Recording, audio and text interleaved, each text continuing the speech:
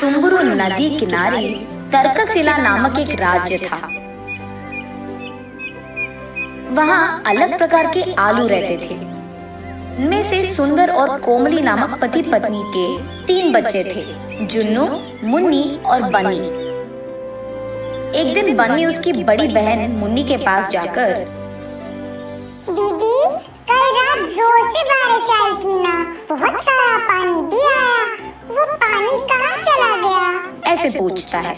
ये सुनकर मुन्नी, अरे बाप रे, इसने शुरू कर दिया इसके उटपटांग सवाल। और क्योंकि वो उसका जवाब नहीं दे पाई, वो किसी के बुलाने का नाटक करके, हाँ माँ, अभी आई, कहकर चली जाती है। तब बन्नी जुन्नू के पास जाकर, भैया, वो कल रात करके वही सवाल पूछता है। तब जुन्नू, अरे इतना आसान सा सवाल, कुछ नहीं बनी, वो सारा पानी धरती के अंदर चले जाता है। ऐसे वो उसके प्रश्न का जवाब देता है। तो फिर धरती के अंदर बहुत सारा पानी है क्या? हाँ, हम जो भी पानी हर रोज उपयोग करते हैं वो सब धरती में ही रहता है। ओह, तो फिर एक दिन क्या धरती पानी से भरकर बलून की तरह फट जाएगा क्या? ऐसे वो भोला बच्चा कहता है। ऐसा नहीं फटता है, हमारा धरती बहुत मजबूत और ताकतवर है। जितना भी मजबूत क्यों ना हो, एक ना एक दिन तो उसे फटना ही होगा ना। अरे रे, हमारे धरती का आसमान से एक कनेक्शन होता है। जब भी धरती पे पानी बहुत ज्यादा हो जाता है ना, वो आसमान के बादलों में भरकर बारिश की तरह बरसता है। ओह, ये है बात, ये तो बहुत प्यारा सेटिंग है। ऐसे कहता है। वो जुन्नू की तरह उस प्रश्न से नहीं भागता है, उसके बजाय उसको अच्छे से उसकी भाषा में समझाकर उसके छोटे भाई का बहुत अच्छा ख्याल रखता है। बन्नी का उम्र सबसे भले ही कम क्यों न हो, वो सबसे ज्यादा तेज था। वो अपने भाई जुन्नू और बहन मुन्नी से हमेशा कोई न कोई सवाल पूछते ही रहता था। इन तीनों का ख्याल रखते रखते माँ बाप सुंदर और कोमली कभी कभी थक जाते थे, लेकिन उन तीनों को साथ में खेलते देख वो बहुत खुश होते थे। ऐसे ही एक दिन वो तीनों उस राज्य में हो रहे एक बाजार के लिए निकलने की तैयारी करते हैं, मगर उस बाजार तक पहुंचने के लिए उनको तुम्बर नदी पार करना होगा। इसलिए सब एक बड़ा सा नाव चढ़ते हैं। उन सब के साथ ही कुमारी भी उस नाव में बैठती है।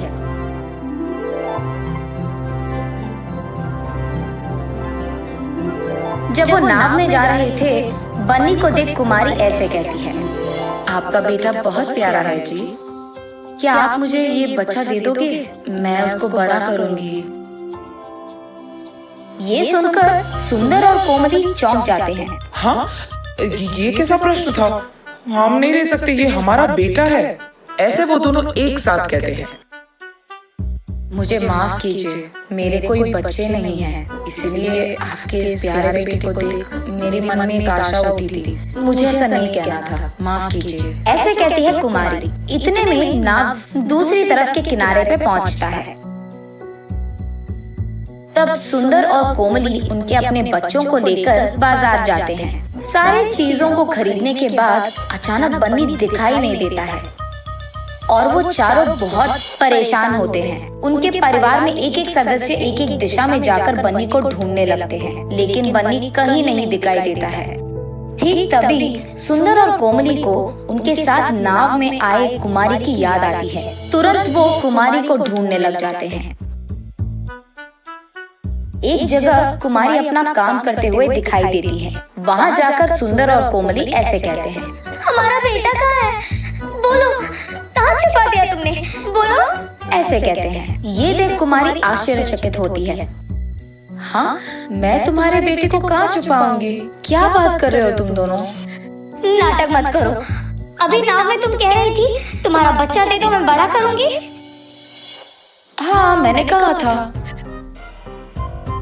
तो तुमने हमारे बेटे को हमसे चुरा लिया? कह दो, कहाँ है मेरा बेटा? ऐसे जोर जोर से रोते हुए उसे पूछते हैं। अरे रे, तुम्हारा बच्चा मेरे पास नहीं है, मैं ऐसी लड़की नहीं हूँ, ऐसे कहती है कुमारी। ये सब दूर से राजा के भट देख रहे थे, इसलिए उन सबको राज दरबार लेकर जाते हैं। दोनों तरफ सुनकर वहाँ का राजा पुलकेशी, इस औरत को 2 दिन गिरफ्तार करके जेल में डाल दो।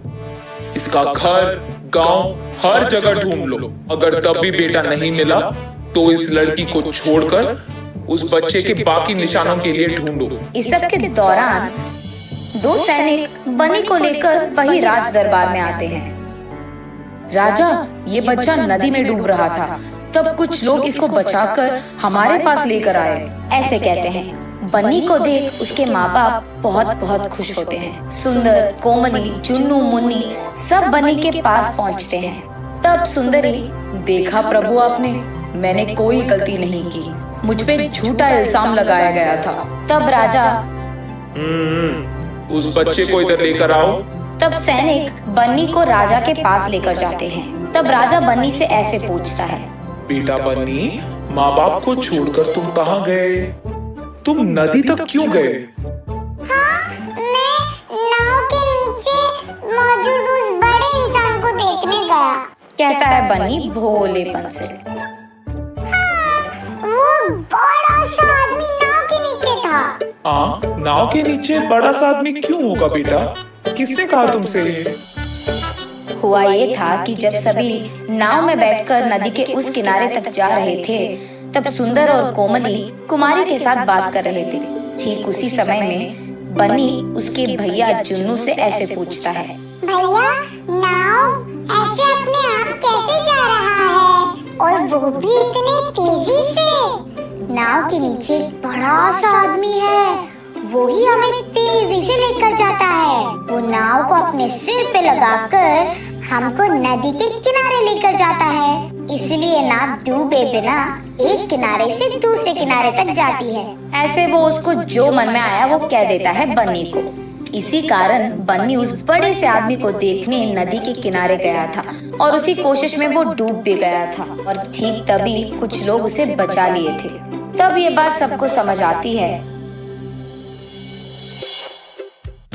और उसका भोलापन देख सभी हंस पड़ते हैं। मुन्नी, जुन्नू और बन्नी को समझ नहीं आता है कि सब हंस क्यों रहे हैं, लेकिन कुछ देर बाद वो भी हंस पड़ते हैं। तब पुलकेशी, बहुत समय बाद मुझे बहुत हंसी तुम लोगों की वजह से ही आई है। ये कहकर सबको सोने के सिक्के देकर वहाँ से उन्हें भेज देता है। दूसरी तरफ सुंदर और कोमली को बहुत खुशी होती है कि परेशान करने के बाद कम से कम उनके बच्चों को सोने के सिक्के तो मिले और बच्चे सही सलामत भी थे।